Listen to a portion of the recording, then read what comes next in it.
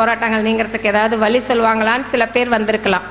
சில பேர் உண்மையிலே இந்த வகுப்பு இதை கற்றுக்கணுன்ற ஆவலில் வந்திருக்கலாம். ஆனால் எல்லாருக்கும் மேலேயும் விழுந்த கடமை, வேதாகமத்தின் அடிப்படையில் எல்லாரின் மேலும் விழுந்த கடமை சுவிசேஷம் சொல்கிறது. என்னுடைய நோக்கம் நீங்கள் சுவிசேஷம் சொல்லி கொடுக்கறதுக்கு ஒரு சபை, ஆராதனை சபை ரொம்ப முக்கியம், நம்மளோட ஐக்கியப்படுறதுக்கு சபை முக்கியம். ஆனால் நம்ம தனித்து நம்ம வாழ்கிற தெருவில் சுவிசேஷம் சொல்கிறோம். நம்ம அக்கம் பக்கத்தில் இருக்கிற சகோதர சகோதரிகள் எல்லாம் இந்துக்கள் தான். நம்ம அப்படியே எல்லாம் வரிசையாக கிறிஸ்டின்ஸாக வாழ்ந்துட்டுருக்கலாம். இல்லை கிறிஸ்துவுக்குன்னு ஒரு தனியாக தேசம் உருவாக்கி நம்ம வாழலை. யாருக்கு மத்தியில் தான் வாழ்ந்து கொண்டிருக்கிறோம்? இந்து சகோதர சகோதரிகளுக்கு மத்தியில் வாழ்ந்துட்டுருக்குறோம். அப்போ இந்த பெயர்களை நம்ம சொல்லலாமா சொல்லக்கூடாதா? சில பேர் சொல்லுவாங்க வேதாகமத்தின் அடிப்படையில் இதை சொல்லக்கூடாது.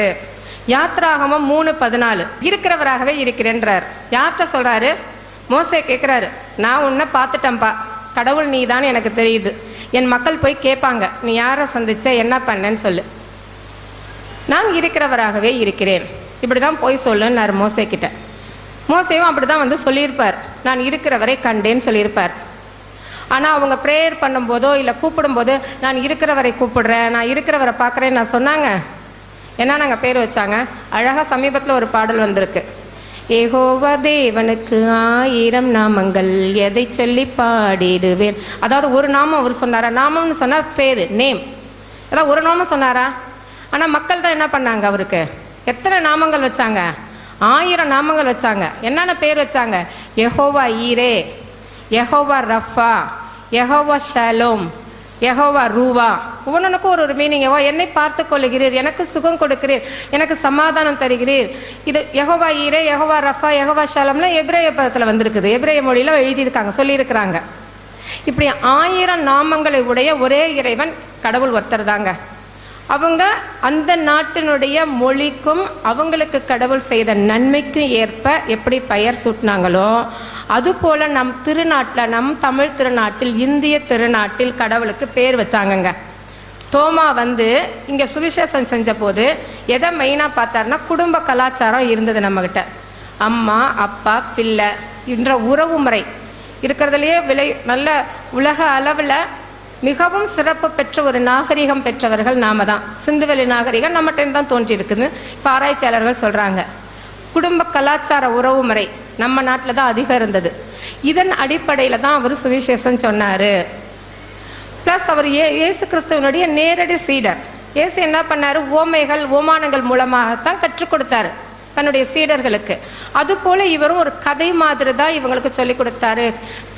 பிதாவாகிய கடவுள் அவர் நமக்கு தந்தை, இவர் குமாரன், இவங்க அம்மா, இப்படின்னு ஒரு அடிப்படை உண்மையை இவர் தன்னுடைய பாணியில் சொல்லி கொடுக்கும்போது இங்கே கடவுளுக்கு அவங்க அந்தந்த கடவுளுடைய குணாதிசயத்துக்கு, கேரக்டருக்கு ஏற்ப பெயர் சூட்டினார்கள்.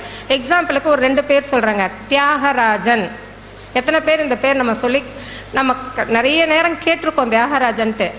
ஆனால் இது நம்ம கடவுளை குறிக்குமான்னு யோசிச்சு பார்த்தீங்கன்னா, ராஜன்னு சொன்னால் தமிழ் வேர்டு கிடையாதுங்க, சான்ஸ்கிரிட் வேர்டு. அதை அரசன்னு மொழிபெயர்த்தீங்கன்னா தியாகத்திற்கு அவர் அரசன். கடவுள் என்ன தியாகங்க செஞ்சார்? தியாகராஜன் யாரை சொல்கிறாங்கன்னா சிவபெருமானோட இன்னொரு பேர் தான் தியாகராஜன். என்ன அவர் தியாகம் செஞ்சாருங்க? தன்னையே ஒப்பு கொடுத்தாருங்க. அவர் செய்த தியாகத்துக்கு மேலே இன்ன வரைக்கும் எந்த மனுஷனாலையும் செய்ய முடியாது. முழு ரத்தத்தையும் சிந்தினாரு. அதனால தான் அவர் பேர் தியாகராஜன். இன்னொரு பேர் நடராஜன். நடராஜனும் சான்ஸ்கிரிட். நம்ம நிறைய நேரம் நினச்சிக்கிறோம் இதெல்லாம் தமிழ் பேருன்னு. அது தமிழ் பெயர் அல்ல. நடராஜன் சொன்னார், அதை தமிழில் மொழிபெயர்த்தா ஆடல் அரசன். எந்த இடத்துல அவர் நடனம் ஆடுறாரு நமக்கு இந்த வரலாறே தெரியாது நிறைய பேருக்கு. இந்து மார்க்கத்திலேருந்து வந்திருந்தா கூட இவர் ஏன் சுடுகாட்டில் போய் நடனம் ஆடுறாருன்றது நமக்கு தெரியாது. அவர் சிவபெருமானுக்கு இன்னொரு பேர் சுடலை மாடன். சுடலைனா சுடுகாட்டில் இருக்கிற தலைவன். அவர் சுடுகாட்டில் போய் ஏன் அவர் நடனம் ஆடுறாரு? இதோ நான் சாவை ஜெயித்தேன், பாதாளத்தை மேற்கொண்டேன். ஆனந்த தாண்டவம் புரிகிறாராம். ருத்ர தாண்டவம் அந்த இடத்துல ஆடல, அவரு ஆனந்த தாண்டவம் சந்தோஷத்தின் நடனம் ஆடுறாரு. இந்த மாதிரி பேர் சொல்லிட்டே போனீங்கன்னா சொல்லிக்கிட்டே இருக்கலாம். ஒவ்வொரு கடவுளுடைய ஒவ்வொரு பெயருக்கும் ஒவ்வொரு நாமங்கள் கொடுத்தாங்க. இதை இலக்கணத்தில் கொண்டு போனீங்கன்னா தமிழ் கிராமரில் 2 வகை பெயர்கள் உண்டு. ஒன்று இடுகுறி பெயர், இன்னொன்று காரண பெயர். இடுகுறி பெயர் அப்படின்னு சொன்னாக்கா நம்ம மனசுக்கு போல பிடித்த மாதிரி பிள்ளைகளுக்கு பெயர் வைக்கிறது. ஒரு தந்தை எக்ஸாம்பிளுக்கு சொல்லணும்னா, ஒரு தந்தை ஏழையாக இருப்பார், நான் தான் வாழ்க்கையில் ஏழையாக இருந்துட்டேன், என் பிள்ளையாவது பெரிய பணக்காரனாக இருக்கட்டும்னு கோடீஸ்வரன்னு பேர் வச்சிருப்பாரு. குழந்தை ஒரு வேளை கருப்பாக பிறந்திருக்கும், வெள்ளையாக பிறக்கணும்னு ஆசைப்பட்டிருப்பாங்க, வெள்ளையம்மாள்னு பேர் வச்சிருப்பாங்க. இதுதான் இடுகுறி பெயர், எந்த காரணமும் இல்லாமல் நம்ம மனசுக்கு பிடிச்ச வகையில் வைக்கிறது. இன்னொன்று காரண பெயர், காரணம் கருதி வைக்கப்படும் பெயர். பரம்பரையாக குடும்பத்துக்குன்னு ஒரு பேர் இருக்கும், அதை வைப்பாங்க. செட்டியார் ஃபேமிலிலாம் பார்த்தீங்கன்னா தாத்தாவுடைய பேரை தான் பேரனுக்கு வைப்பாங்க. அந்த மாதிரி வழி வழியாக வர்றது காரணம், ஒரு காரணம் கருதி வைக்கிறது. இல்லாட்டா ஒருவேளை அந்த குழந்தை கண் அழகாக இருக்கலாம், ஒரு எக்ஸாம்பிளுக்கு தான் இதெல்லாம் சொல்கிறேன், கண்ணாம்பால்னு வைப்பாங்க, கண் அழகாக இருக்குன்றதுக்காக. இப்படி கடவுளுக்கு வைத்த அத்தனை பெயர்களும் காரண பெயர்கள் தான். பொதுவாக யார் பேர் வைப்பா? தாய் தகப்பன் தான் பிள்ளைக்கு பேர் வைப்பாங்க. இந்த இடத்துல பிள்ளைகள் என்ன பண்ணுறோம்? அப்பாவுக்கு பேர் வச்சிருக்கிறோம். யாருங்க நமக்கு அவரு? பிதா, கடவுள். அப்பான்னு கூப்பிட்டாரு இறங்கி வர்றவர் தான், இயேசுவேன்னு கூப்பிட்டாலும் இறங்கி வர்றவர் தான். அறியாம நம்ம இந்த சகோதர சகோதரர்கள் கூட்டிருக்க பேருக்கு அவர் இறங்கி தான் வருவார். ஏன்னா கடவுள் ஒருத்தர் தாங்க, அதுல மாற்று கருத்தே கிடையாது, கடவுள் ஒருவரே. அதைத்தான் அழகா மாணிக்க வாசகர் திருவாசகத்துல சொல்றாரு. இது ஒரு அருமையான சைவ பாடல். ஒரு உருவம் ஓர் நாமம் இல்லாதவருக்கு 1000 திருநாமம் சூட்டி தெல்லேனம் கொட்டோமோ அப்படின்னு பாடுறாரு. உனக்கு ஒரு உருவம் கிடையாது, ஆனா அவங்க உருவம் வச்சிருக்காங்களா இல்லையா? வச்சிருக்காங்கல்ல, இந்து மக்கள்லாம் வச்சிருக்காங்கல்ல. ஆனா மாணிக்க வாசகர் பாடுறாரு, உனக்கு ஒரு உருவம் கிடையாது, ஒரு நாமம், நாமம்னு சொன்னா பெயர், நேம் கிடையாது, ஆனா உனக்கு எத்தனை 1000 திருநாமம் நாங்க உமக்கு சூட்டுறோம் பாடுறாரு. மாணிக்க வாசகர் சிறந்த பக்தர், சைவ மதத்துல சிறந்த ஒரு பக்தர். அந்த மாணிக்க வாசகத்தினுடைய திருவாசகத்தை தான் நம்ம ஜி.யு. போப் ஐயா மொழிபெயர்த்தாங்க. திருக்குறளோடு சேர்ந்து ஜி.யு. போப் மொழிபெயர்த்த ஒரு நூல்னாக்கா அது திருவாசகம்.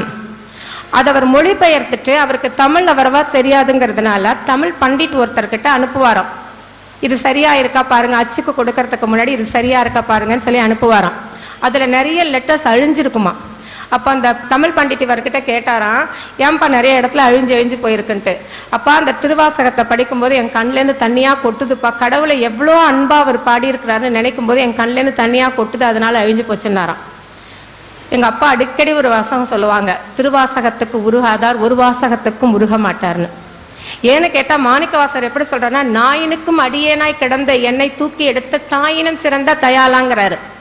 நம்ம கூட சொல்லிக்க மாட்டோம், இயேசுவோட பிள்ளையா இருக்க கூட நான் நாய்க்கு அடிமையா இருக்கேன்னு ஒரு நாள் நம்ம சொல்ல மாட்டோம். அவர் சொல்றாரு, நாய்க்கு அடிமையா கிடந்த என்னை தூக்கி எடுத்த தாயினும் சிறந்த தயாளாங்கிறாரு. தாயை காட்டிலும் என் மீது அன்பு கொண்டவர் நீருங்கிறாரு. கடவுளை கணவனாகவும் தன்னை நாயகாகவும் பாவிச்சு நிறைய பாடல்கள் பாடியிருக்காரு தேவாரத்துல. இதெல்லாம் நமக்கு தெரியுமா? தெரியாது. ஏன் தெரியாது? எனக்கு இதை தெரிஞ்சுக்க தேவையில்லைன்னு நினைக்கிறோம். ஆனால் ஒரு இந்து சகோதர சகோதரிகிட்ட போய் பேசணும்னா, நான் இந்த வேதாகமத்தை எடுத்துகிட்டு போகும்போது முதல்ல அவங்க என்ன பண்ணுறாங்கன்னா, என்னை ஒரு கிறிஸ்தவலாக தான் பார்க்குறாங்க. நான் தப்புன்னு சொல்ல மாட்டேன், இது உருவ குத்துகிற பட்டயம், கேட்கிற உங்களையும் சொல்லுகிற என்னையும் உருவ குத்துற பட்டயம். இது எப்போ அவங்க விளங்கி கொள்ள முடியும்னா, எப்படி நான் வேதாகமத்தை படித்து இதில் தான் ஜீவன் இருக்குன்னு தெரிஞ்சுக்கிட்டோனோ, அதுக்கு முன்னாடி வரைக்கும் நான் கூட எப்படி தான் பயந்தேன், என்னை இவங்க கிறிஸ்தவலாக மாற்றிடுவாங்க, மதம் மாற்றுவாங்கன்னு தான் யோசித்தேன். மனசு மாறணுன்ற நிலைமை எனக்கு அப்போ தெரியலை, இப்போ தெரிஞ்சுக்கிட்டேன். அப்போ ஏன் நம்மளுடைய நோக்கம் என்ன, இந்த கான்ஃபரன்ஸுடைய நோக்கம் என்ன, இந்தியாவில் ஏன் சுவிசேஷம் பரவலை? பவுல் அப்போஸ்தலர் சொன்னார், எப்படி ஆகிலும் ஒரு சிலரை ஆதாயப்படுத்தி கொள்ளும்படியாக. நமக்கு இந்த இதுக்கு முழு முதல் எக்ஸாம்பிளாக இருக்கிறாருன்னு சொன்னால் பவுல் அப்போஸ்தலர் தாங்க. அப்போஸ்தலர் 17ஆம் அதிகாரம் 16 to 28, 1 கொரிந்தியர் 9 19 22 அழகா சொல்றாரு. நியாயப்பிரமாணம் இல்லாதவனுக்கு நியாயப்பிரமாணியை போலானேன், கிரேக்கனுக்கு கிரேக்கனை போலானேன், யூதனுக்கு யூதனை போலானேன், எப்படியாகிலும் சிலரை கிறிஸ்துவுக்குள் வழிநடத்த எல்லாருக்கும் எல்லாமும் ஆனேன். அப்ப நம்ம வாழ்றது இந்திய தேசம். ஒரு இந்து கிட்ட போய் சொல்லணும்னு சொன்னா, நான் என் வேதாகத்தை மட்டும் தெரிஞ்சு வச்சிருந்து பிரயோஜனம் இல்லை. இந்த வார்த்தை ரட்சிப்பை கொடுக்கக்கூடியது, அதில் மாற்றுக்கிறதுக்கு இடமே இல்லை. ஆனா அவங்க கிட்ட போய் பேசுறதுக்கு தேவாரமும் திருவாசகமும் வழியாக நிற்கிறது. தேவாரத்தினுடைய நிறைய பாடல்கள் கடவுள்கிட்ட நம்மளை கொண்டு போய் சேர்க்குது, இயேசு கிறிஸ்து கிட்ட தான் கொண்டு போகுது. ஆனால் அதுக்கு முன்னாடி அவங்க ஒரு உருவத்தை கொண்டு வந்துட்டாங்க. ஏன் இப்படிலாம் வந்துச்சு? இந்த சைவம் வைணவம் இந்த ரெண்டுக்கும் நிறைய அடிப்படை ஒத்துமைகள் வேதாகமத்தோடு இருக்குது. முதல்ல புரிஞ்சுக்கோங்க. ஒரு சமயம்னா என்ன, வழிபாடுனா என்ன. வழிபாடு அப்படின்னு சொன்னாக்கா சாமி கும்பிடுறதுன்னு நினச்சிக்கிறோம் நம்ம. அது எங்கே வேணால் யார் வேணால் எப்படி வேணால் கும்பிட்டுக்கலாம். ஒரு மரத்தடியில் இன்றைக்கி எத்தனையோ பேர் பார்த்துருக்கீங்க, அரச மரத்தை கும்பிட்றவங்களும் ஆழமரத்தை கும்பிட்றவங்களும் இருக்கிறாங்க. அவங்களுக்கு அதுதான் கடவுள். ஏதோ ஒன்றை போய் வேண்டி இருப்பாங்க, அது நிறைவேறி இருக்கும், அதுதான் அவங்களுக்கு கடவுள். சூரியனை வணங்குறவங்க இருக்கிறாங்க, இயற்கையை வழிபடுறவங்க இருக்காங்க. இப்படி வழிபடுறவங்க நம்ம நாட்டில் நிறைய நடிகர்களை வழிபடுகிறவர்களும் இருக்கிறார்கள். நிறைய பேருக்கு கோயில் கூட கட்டி இருக்கிறாங்க, அது அவங்களுடைய விருப்பம். இதுதான் வழிபாடு முறை. ஆனா சமயம்னு சொன்னா மதம். சமயம்னா சமைத்து பக்குவப்படுத்தப்பட்டது தான் சமயம். மதம்னு வந்துட்டா அதுக்குன்னு ஒரு வரைமுறை இருக்கு, ரூல்ஸ் அண்ட் ரெகுலேஷன்ஸ் இருக்குது. இப்போ நம்ம சர்ச்சுக்கு போறோம்னா இந்த சர்ச்சில் இந்த மாதிரி இந்த டினாமினேஷன்ல இப்படி இருக்குன்னு ரூல்ஸ் இருக்கிற மாதிரி ஒவ்வொரு மதத்துக்கும் ஒரு வரைமுறை இருக்குது. அப்படிப்பட்ட அந்த வரைமுறைகள் உட்பட்டது தான் மதம். வழிபாடு வேறு, மதம் வேறு. இந்த சைவம் வைணவம் இந்த ரெண்டுக்கும் அடிப்படையா இருக்கிற காரியங்கள் அத்தனையும் வேதாகமத்தோடு மட்டும்தான் ஒத்து போகுது. அப்படி என்ன அடிப்படை கருத்துக்கள் இருக்குது? ஒருமை கோட்பாடு, மூன்று ஒருமை, மூன்றில் ஒன்றானவர், ஒருமை கோட்பாடு, அவதார கோட்பாடு. எழுதிக்கிறவங்க எழுதிக்கோங்க. சைவ வைணவத்துக்கும் வேதாகமத்துக்கும் ஒத்து போற 4 அடிப்படை கோட்பாடுகள்: மூவொருமை கோட்பாடு, அவதார கோட்பாடு, பலி நிறைவேற்ற கோட்பாடு, விசுவாசத்தின் வழி மீட்பு கோட்பாடு. இந்த 4ம் தான் நம்ம நாட்டில் 5 நிலைகளில் வளர்ந்தது. இந்த 4 கோட்பாடும் நம் இந்திய திருநாட்டில் 5 நிலைகளில் வளர்ந்தது. ஒன்று பிராண வளர்ச்சி. பிராணம்னா ஹிஸ்டாரிக்கல் எவிடன்ஸ் அதுக்கு கிடையாது, வழி வழியா சொல்லப்படுகிற கதைகள். அதுதான் இன்னைக்கு நம்ம நாட்டில் வேரூன்றி நிற்கிது, புராண வளர்ச்சி. 2வது இலக்கிய வளர்ச்சி. லிட்ரேச்சர்ல எழுதி வச்சுட்டு போனாங்க, திருக்குறள், தேவாரம், திருவாசகம், இதெல்லாம் இலக்கிய நூல்கள். அடுத்தது இறையியல் வளர்ச்சி, தியாலஜி. இது கொஞ்சம் முதிர்ந்த நிலை, இலக்கியத்துக்கும் அடுத்த மேல் நோக்கிய ஸ்டேஜ் இது. அடுத்தது சிற்ப வளர்ச்சி. இதுதான் நமக்குள்ள என்ன ஆயிடுச்சுன்னா பிரிவினையோ கொண்டாந்துருச்சு. அடுத்தது வரலாற்று வளர்ச்சி, ஹிஸ்டாரிக்கல் எவிடன்ஸ். இதில் மெயினாக இந்த சிற்ப வளர்ச்சின்ற ஒரு சின்ன டெஃபினேஷன் கொடுத்து விட்டுறேன். எப்படி சிற்பம் வந்தது அப்படின்னு சொன்னால், முதல்ல நான் சொல்லிட்டேன், தோமா வரும்போது இந்த பைபிள் கிடையாது, வாயினால் அறிக்கை செய்தார், எழுத்து கிடையாது, காதால கேட்டாங்க. அப்போது கடவுள் எப்படி இருப்பார், நமக்கும் கடவுளுக்கும் ஒரு டிஃப்ரெண்ட் கொண்டு வரணுங்கிறதுக்காக ஒரு சிலை செய்தாங்க. அதுக்கு பின்னாடி ஒரு ஒளிவட்டம். ஏன்னா கடவுளும் நாமும் ஒன்று போல, ஏன்னா நம்ம அவர் சாயலாகத்தானே நம்மளை படைச்சாரு. அவருக்கு 2 கை, அவருக்கும் 4, 2 கண் இருந்திருக்கும். அப்போ கடவுள்னு டிஃப்ரென்டேட் பண்ணுறதுக்காக என்ன பண்ணாங்கனாக்கா இன்னும் கொஞ்சம் எக்ஸ்ட்ரா கை கொடுத்தாங்க. அப்படிப்பட்ட நிலைமையில வளர்ந்து வரதான் அந்த உருவம் வந்தது. ஏன் வந்ததுன்னா, முதல்ல ஓவியங்கள் வரைஞ்சாங்க. இப்படிதான் கடவுள் இருப்பார்னு ஓவியம் மூலமா வரைஞ்சு காமிச்சாங்க. கண்ணு தெரியாதவர்களுக்காகத்தான் புடை சிற்பங்கள் உருவாக்கப்பட்டது. எப்படின்னா, தடவி ஆகிலும் கண்டுகொள் அப்படின்னு அருள கடவுள் இப்படிதான் இருப்பார்னு தடவி பார்க்கறதுக்காக சிற்பங்கள் உருவாக்கப்பட்டது. உருவாக்கப்பட்ட போது எல்லாம் கடவுளை கற்றுக் கொடுக்க, எப்படி நம்ம சண்டே கிளாஸ் பிள்ளைகளுக்கு டீச்சிங் இதெல்லாம் அதிகமாக சொல்லுவாங்க. சின்ன பிள்ளைகளுக்கு சொல்லிக் கொடுக்கும்போது வாயினால் சொல்லிக் கொடுக்கறத விட படங்கள் மூலமாக சொல்லிக் கொடுத்தா ஈஸியாக அவங்கள அப்ரோச் பண்ணலாம். அப்படிதான் அன்னைக்கு இருந்த மக்களுக்கு இதை விளக்கி கூறுறதுக்காக, கடவுளை பற்றி விளக்கி கூறுவதற்காக ஓவியங்கள் வரையப்பட்டன, சிற்பங்கள் உருவாக்கப்பட்டன. அது வரைக்கும் நல்லா இருந்தது. அதுக்கப்புறம் வந்த இடைத்தரகர்கள் அந்த சிற்பத்தை கடவுளாகவும் அதை பிழைப்புக்குரிய காரியங்களாக, அது பெரிய சப்ஜெக்ட்,